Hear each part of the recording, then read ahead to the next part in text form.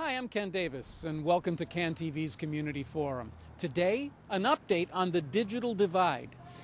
There was a time when we thought the digital divide was a problem with people not knowing how to use computers, how to use a mouse, computer literacy. But today we're beginning to think that it's a bit more complicated than that. There are wide swaths of our city where people are not on the internet, but it's not because they don't know how to use a computer, it's because they can't afford the cost of broadband access. So there are a number of organizations in town that are trying to fix that. They're trying to find a way to build neighborhood-wide Wi-Fi systems so everybody can get online and everybody can be part of the community. So we're going to begin our investigation of this today right here at the Chicago Public Library. The Chicago Public Library offers more access to more people than any other organization, and it's all free. And here's where the story begins. We have about a little over 2,300 public access PCs available in our 79 locations in the Chicago Public Library, and recent studies have shown and recent surveys have shown that about a third of Chicagoans get their computer access and internet access through the Chicago Public Library. They come in and they use our internet access to look for jobs, to access health information, to email their family and their friends. We also have free Wi-Fi. So if you have a laptop computer, you can come in and access our Wi-Fi for free in all 79 locations. In 13 locations, we also have the opportunity for our patrons to check out free laptops for use within the branch. So we have a lot of different options for people as far as accessing the internet, using our online information, and being able to do some word processing to do resumes and things like that. In 42 of our libraries in the city of Chicago, we have part-time cyber navigators. These are usually college students or college graduates who are available free of charge to help assist our patrons in using online information. So we're hearing from a number of communities near here in Humboldt Park and West Lawn and Auburn-Gresham, places like that they're trying to build a sort of community support to do community-based Wi-Fi, the broad service of broadband right to the home. Do you support that idea? Do you think it's a good idea? Oh, absolutely, absolutely. You know, there's clearly a large digital divide in Chicago. There's clearly unmet need. So as much as the library is doing, we know that we're not able to serve all Chicagoans who are looking for places to access the internet. So as much technology, as much public education, as much broadband as we can get out there, it's going to be much better for Chicagoans. Here at 79th and Racine, the Greater Auburn-Gresham Development Corporation is trying a radically different approach. Because so few people in this community can afford $50 to $80 a month for a broadband connection, they're trying to find a way to dramatically lower the price to get more people online. Well, I think the perception is that in underserved communities, low to moderate income communities, whether you're African American or Hispanic or other, in these communities, you know, we're not technologically savvy. We're not going to pay the bills to access the internet. And so, you know, when you have big companies and corporations that are making money through telecom and through other media like telecom, these communities don't translate to dollars. And we're proposing to work with the city and providers of service to provide ubiquitous Wi-Fi service, or it doesn't have to be Wi-Fi, whatever it is, ubiquitous internet service to this community at very low cost or free cost to the residents. So, you know, it's that old, you know, community organizing approach. Tell us what the community needs, and then we will figure out ways to make that happen. And it's not just internet in the home. This coalition wants inexpensive internet everywhere in the community, including businesses, like this one, the Perfect Peace Cafe that just opened down the block on 79th Street. That wasn't our initial point was to have a wireless internet, but we ended up, as we opened, we thought it would be smart to have it so that the people who did come in could have access to that, because we wanted this place to be a community place. So one of the things outside of just having people sit down and have a healthy food and selection was to have an internet cafe that would drive them in as well, so they could be productive and stay. I'm assuming there aren't a lot of Wi-Fi hotspots here along 79th Street. Right, not that I know of. I think we're the only one in the Auburn-Gresham community, yes. Now, what are you finding? Are you finding that people are using the system? Are they coming in with their laptop? Once people come in and find out that we have it, they return with their laptops. A lot of people don't know about us, number one, as a cafe, and number two, when they come in, they don't know that we're an internet cafe unless I have a sign. We've posted a Wi-Fi in the window. We have it now on our menu. We have it on our website. And it's just communicating that to people so they know that. So the more they find out about it, the more they come out and use it. Are you finding what the recent study revealed, that there's not so much a problem with people not knowing how to use internet service or be online? It's a matter of getting access. Right, I would agree. Even myself, it's hard if you don't financially have that in your home, or if you're not in a school that you can have a passcode and a password. You're kind of just out of luck. I mean, we have an ERC, Employment Resource Center. We have a GADC, Greater Auburn-Gresham Community, and we have the Church St. Sabina, and we have here, which gives people easy access to that. But if you're not connected in those kind of ways, you're kind of out of luck. So then you support this idea of trying to build a community-wide Wi-Fi? Almost definitely. This is the age of what you call the digital divide, and that's how people are communicating. That's how people are making orders through the internet with us now. They're not just calling, but now they need to have access to our website. We need to be online every day. Yes. Further to the west, the Inner-City Muslim Action Network is also partnering with Auburn-Gresham to build a community Wi-Fi network in Chicago Lawn. But for these folks who serve a lot of first-generation immigrants, there's a need not only for affordable internet, but for basic training about how to use a computer terminal.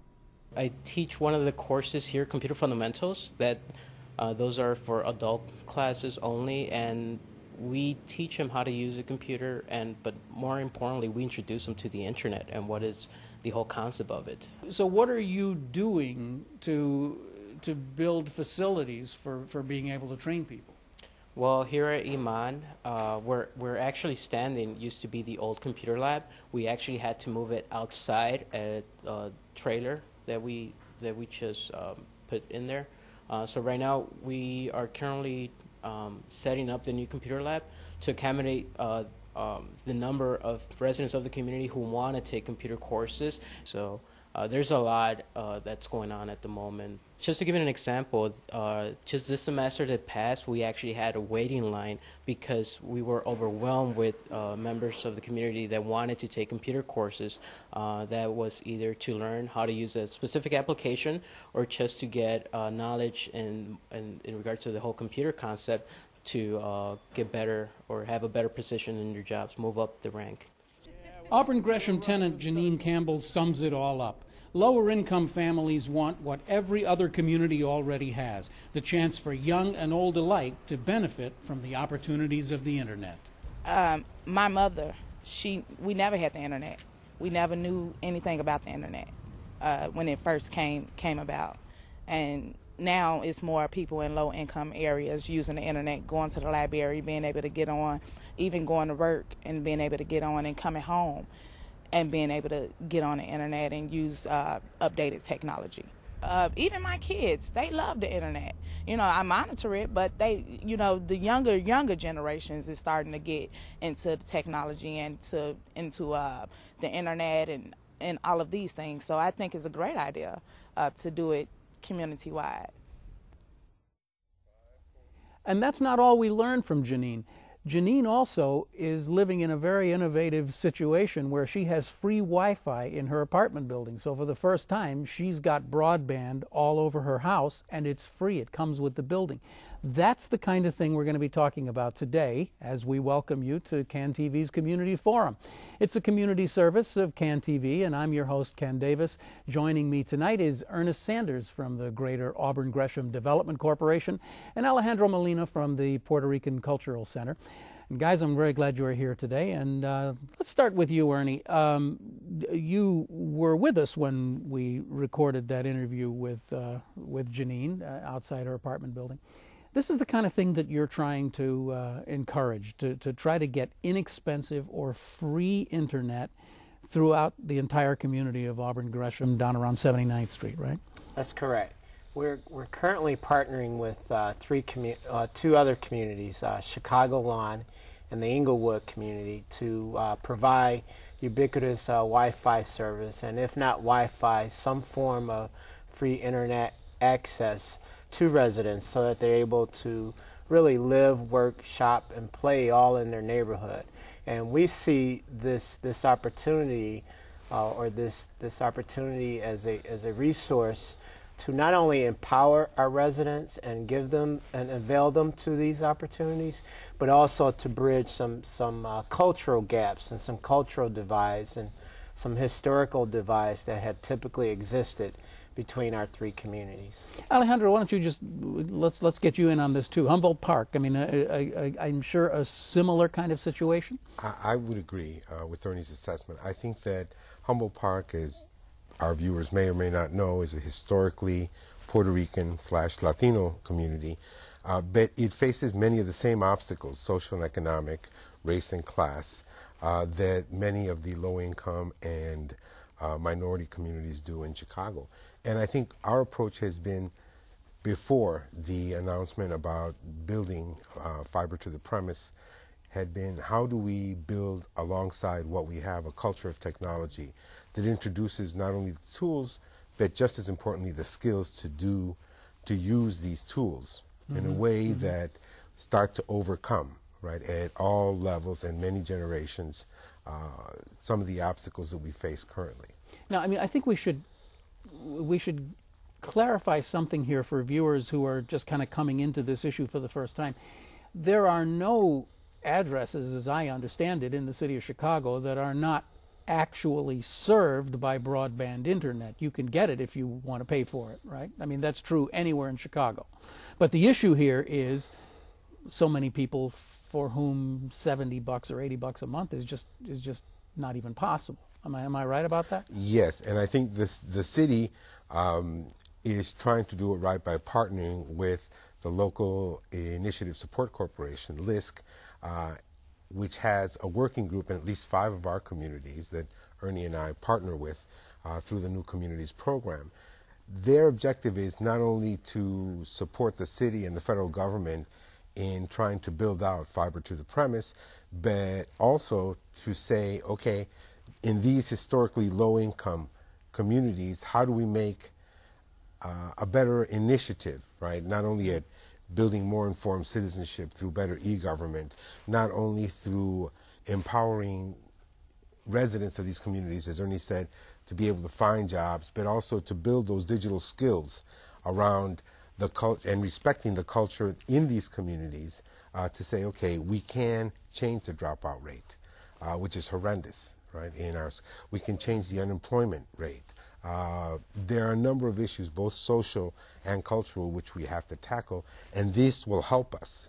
They are not the answer, they're not the panacea, obviously, but they absolutely are something that we can use effectively to reach not only the new generation, the younger generation, but to address these obstacles in our communities. Now, this is more than just a sort of an academic exercise among community leaders here who just kind of have this vague notion that they want to get more internet access. I mean, Ernie, why don't you talk a little bit about the city and others commissioned this big study called Digital Excellence, is that right?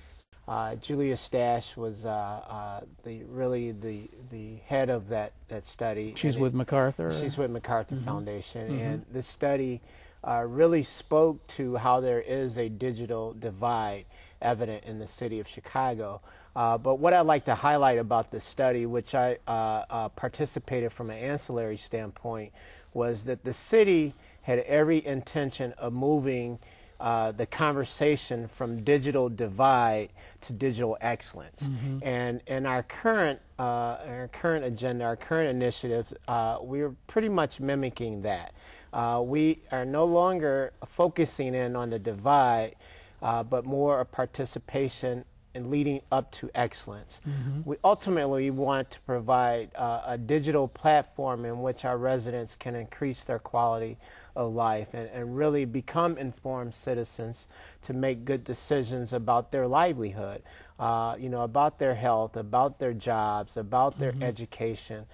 In our community, in Auburn-Gresham, our kids are typically 2 to 3 grade years behind in education, which also contributes to, a dropout rate. And so, our emphasis from a youth perspective is how can we provide them an opportunity to participate in the global marketplace?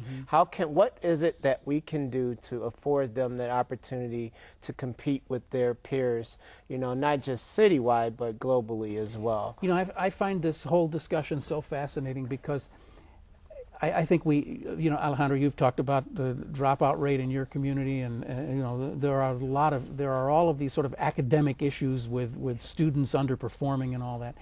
But I'll bet you could take any one of those kids, sit them down with an iPhone, and within about 5 seconds they could be teaching us how to use different apps and how to get to different places on the internet.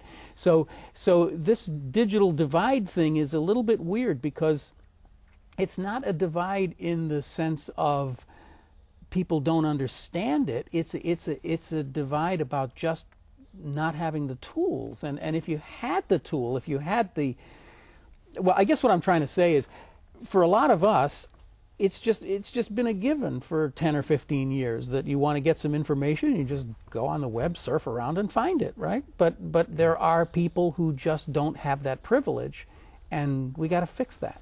Well, I think that there's a couple ways to see it. The digital divide, from the beginning when the phrase was adopted, is a complex and multi-layered problem. Right? One of the things, and I think you hit the nail on the head, Ken, is how do we, I don't believe in the theory or the concept of if you build it, they will come. Right? I believe that all of the communities are already involved in projects that will be able to integrate high-speed broadband access into what they're doing to solve the pressing social and economic, educational problems of their communities. For example, the Cultural Center, the Puerto Rican Cultural Center, which I sit on the board of, has 2 programs. One is called the Café Teatro Bate Urbano, and it's a youth cultural space.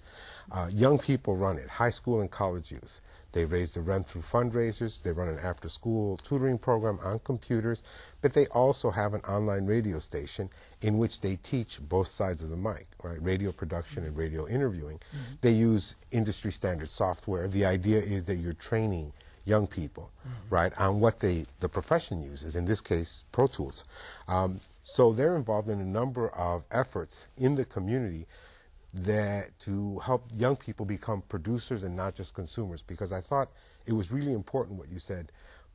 Participants, by and large, in today's societies are consumers of content and not producers.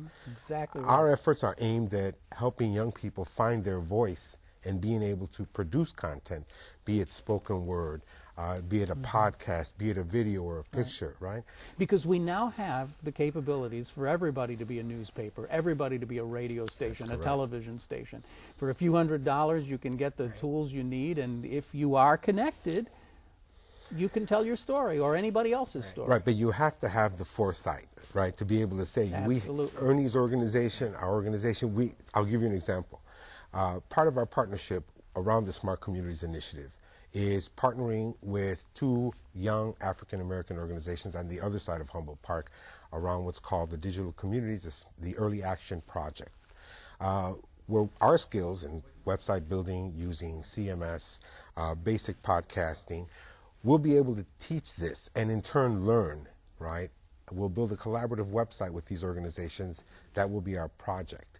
But the end result will be that not only will they have skills that they didn't have as organizations and as young people, right? But they'll be able to say, okay, we can go on and teach other people, right?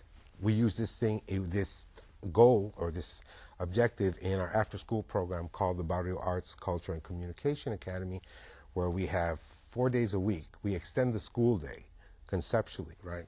So we teach theater, radio production, citizen journalism, multimedia and photography, and civic engagement, which is one of the key components, right? How Obviously, do we don't just want to enable people to give them skills in Photoshop or Pro Tools, as opposed to how do you How do you use relate it? to the How do you community make to it change do some of these, something? yes, Right, these horrible conditions. Because like anything else, you can have all the good tools in your toolbox, but you've got to know how to do the plumbing or whatever. Alejandro raises a great point about the engagement, the civic engagement. We had a similar early action project over the summer in which we reached out to 15 youth from the 3 communities that we partner with, and they all participated in the same initiative of civic engagement, where they took very minimum tools. So they had a few cameras, digital cameras. They learned how to do some very raw cutting of Photoshop. I mean, it was very grassroots and a very low level, if you will. But out of that came these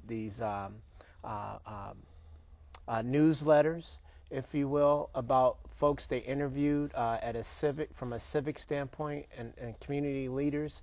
They created these audio video slideshows. They did these dynamic things in which they got out and engaged the community, but at the same time they took away these skill sets, these new digital media skill sets in which they're able to now use to further on their livelihood. And it was really amazing because we had essentially 6 weeks to complete this summer project. And in 6 weeks they went from 0 to 100 in their attempts to engage the community. And so that really gets back to what I started off with about creating leaders, building leaders. We're not just using this to add another tool, this whole digital concept to add another tool in our utility belt, if you will. It's much more than that. It's about how can we engage the community to turn our youth into leaders and to have them be better informed about their decisions and their quality of life. I don't want to derail this thread of the conversation, but we're not just talking about youth, though. I mean that's obviously a huge part of what you guys are doing. But I mean, one of the things that Janine, the tenant in the building that we interviewed earlier, mentioned that I have to admit just kind of floored me because I really hadn't thought about it that way. Was, now I have broadband. I can pay my bills online. I can do all of these things that, frankly, for so many people in our culture, they're just kind of second nature. Sure. So you're also kind of empowering adults it's parallel but different kind of activity. That's a great point. One of the things that we have in our local plan, local digital excellence plan between the 3 communities, Auburn-Gresham, Chicago-Lawn, and Inglewood, is to work with the city of Chicago and Section 8 holders. And what we are proposing to the city is we want to turn these Section 8 opportunities into a digital area. And so what happens is the residents now have to use a PC to pay their rent online. They can also access other city services online. They can do so many things that the Section 8 landlord would be required to do by the city of Chicago, would require the residents to do, and all of a sudden everyone's connected, digitally. The other thing that Janine talked about, which I want to make sure that we mention, was she talked about the ability to go to school online, and in this, which I think she's doing. Yeah, and in this world of a recession, what have you, we really have to avail ourselves to every opportunity to really compete, with our peers in the global marketplace. And I thought her assessment to be able to use the computer, use the internet to go to school online was just really, it really targeted what we're doing. In addition to, being able to pay her rent online and things of that nature. It's just so important to convenience and to many other things that residents need nowadays. I can't believe how short our time is here. We're almost running out of time. But Alejandro, just predict the future for me a little bit here. What are the initiatives that you're going to be really focusing on in the next, say, year or so? I think the obstacles that we're going to face that we know as a result of the broadband initiative, sort of laying the fiber to the premise, are going to be broadband adoption. And as Ernie had mentioned, in our plan, Quality of Life plan, our digital updates, we want to strengthen both the work centers, but also the cultural and educational institutions and the libraries. We want to make them more social. We want to make them more of a place. We want to build a wireless corridor where we've talked about getting people to volunteer as opposed in return for having free internet access. So you're building social capital. It's not just a giveaway. You got it's not a you giveaway. Get the internet. You got to give something back to the community. You invest in one of the hundreds of 501c3s of not-for-profits in the community, put in, let's say, 10 hours a month voluntarily, and you have free Wi-Fi access for that month. Ernie? For us, we are really focusing on, again, this whole concept of civic engagement and turning our residents really into leaders. And there's a number of ways that we're doing that. One of the things that Alejandro talked about in our proposal with the City of Chicago and LISC, this whole notion of broadband adoption. And so there's this whole campaign and a change of mindset, if you will. So anyone from a child to a senior, we realize we really have to focus and help gear their minds towards being open to this. We want to create what's called family net centers, family network centers, or family computing centers, if you will. And we in our communities, we have what's called Center for Working Families, and it's a notion of financial counseling and employment counseling and some other wraparound services that we want to continue to avail to our residents. And why not add the whole digital piece into that through it all as a form of the wraparound services? Well, you know, as I say, I'm just amazed at how fast our time has gone by here, but obviously we got a lot more of this to do. I hope you'll come back and talk to us as these things go along, and we'll send a crew out and get some pictures of it, okay? Thank you for inviting me. All right, Alejandro, Ernie, thank you so much. You've been watching CAN TV's Community Forum. It's a community service of CAN TV, and you can tune into Community Forum every Saturday from 8 to 9 p.m. right here on TV 21. Now, here's another thing. You can also see this and all the other programs online. How about that? You can see it at cantv.blip.tv. You can check us out there and watch everything, or you can subscribe using iTunes. You all know about this, right? I'm Ken Davis. Thanks so much for joining us on Community Forum. We'll see you next time.